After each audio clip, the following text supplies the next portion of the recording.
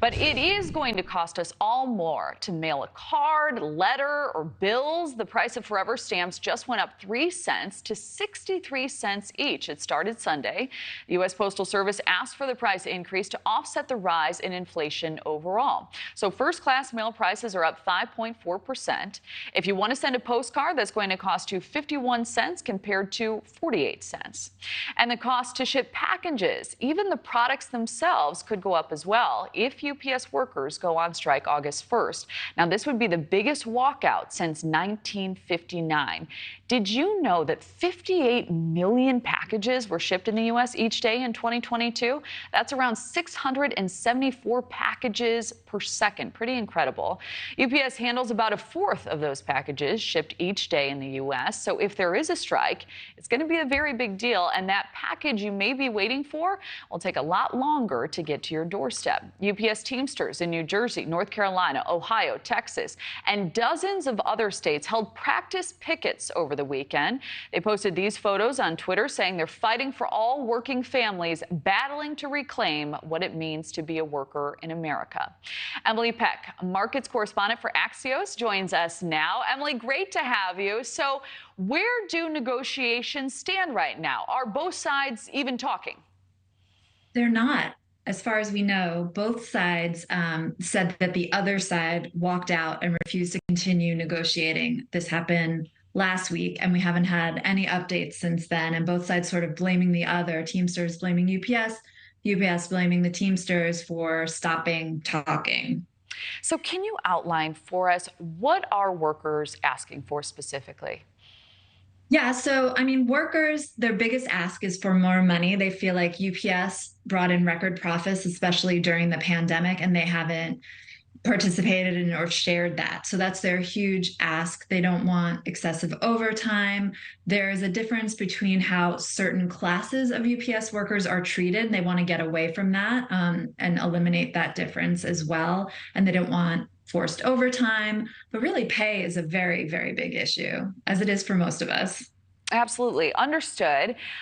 So, Emily, what have they already agreed on? Do we know? The big thing that they've already agreed on is air conditioning in the UPS trucks. This has been a big ask for years. And it was sort of, we were expecting going into the talks, it would be a battle or a contentious point. But a few weeks ago, they came to an agreement on this, and UPS said it will have air conditioning in most vehicles. This is a big deal, you know, keeping workers safe essentially as the weather gets warmer and climate gets hotter. Certainly. So some business owners are preemptively turning to FedEx, the next largest private carrier in the U.S. But realistically, Emily, can these other carriers handle the extra load? No. All analysts, consultants, and observers I've spoken to say flatly, like, no. The other shippers, you know, FedEx, Amazon Logistics, the post office, they can't fully absorb all of UPS's package shipments. Wow. So it'll be a real problem if there is a strike.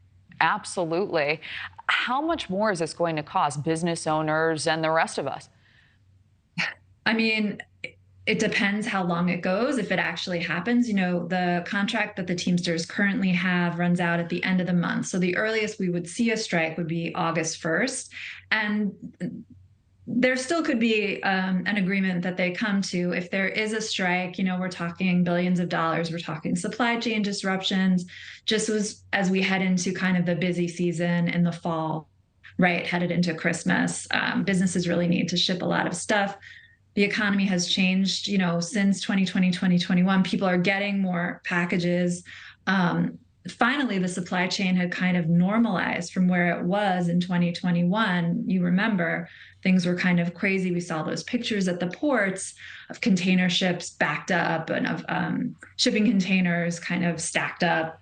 That's all sort of ended. But if there is a strike, you can expect those kinds of supply chain snarls again. And for some small businesses, it could be existential. Thank you for watching. Go to newsnationnow.com to find NewsNation on your television provider. And don't forget to click the red subscribe button below to get more of NewsNation's fact-driven, unbiased coverage.